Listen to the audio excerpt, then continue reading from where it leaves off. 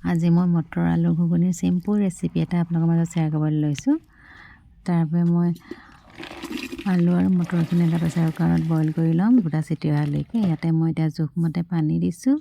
পানী মই জাষ্ট মটৰখিনি ডুব যোৱালৈকেহে দিছোঁ।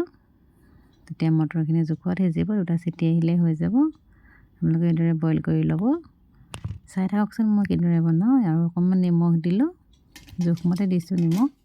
এতিয়া মই প্ৰেছাৰ ঢাকনি লগাই 2টা চিটি আহিলে। এয়া চাওকচোন মটৰখিনি ইমান ধুনীয়াকৈ সিজি গৈছে। বেছি বাকলি ওলাই গ'লেও বেয়া হয়। সেইখিনি মই এতিয়া এইফালে এখন কেৰাহী পাতি দিছোঁ। কেৰাহীতে মই ৰিফাইন তেল দিলোঁ। আৰু তেল গৰম হ'লত মই ইয়াতে 5 ফোৰণ দিছোঁ আৰু কেইটামান কেঁচা জলকীয়া দিছোঁ। আৰু বইল কৰি লোৱা আলুখিনি ইয়াতে অলপ ভাজি ল'ম। ইয়াতে মই জিৰা পাউডাৰ দিলোঁ, ৰেড চিলি পাউডাৰ আৰু হালধি পাউডাৰ। এইখিনি দি ইয়াতে বেলেগ মছলা ব্যৱহাৰ নকৰোঁ, চাই থাকক।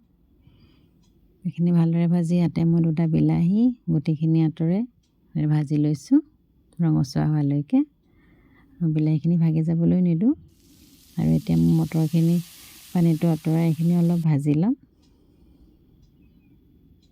এইদৰে বনাই খাই চাবচোন, চিম্পুল, বেছি বস্তু ব্যৱহাৰ কৰিব নালাগে। ইয়াতে পিঁয়াজ নহৰু একো ব্যৱহাৰ কৰা নাই। আৰু এইখিনি ভালদৰে ভাজি লৈছোঁ। আৰু ইয়াতে মই এতিয়া মটৰ বইল কৰি লোৱা যিখিনি পানী আছিলে সেই পানীখিনি দি দিছোঁ।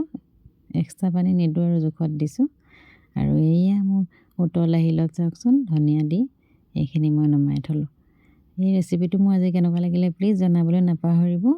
চিম্পুল ৰেচিপি বনাই খাই চাব আৰু কমেণ্ট কৰি জনাব। আৰু যিসকল নতুন হৈ আছে মোৰ চেনেললৈ আহিছে প্লিজ চেনেল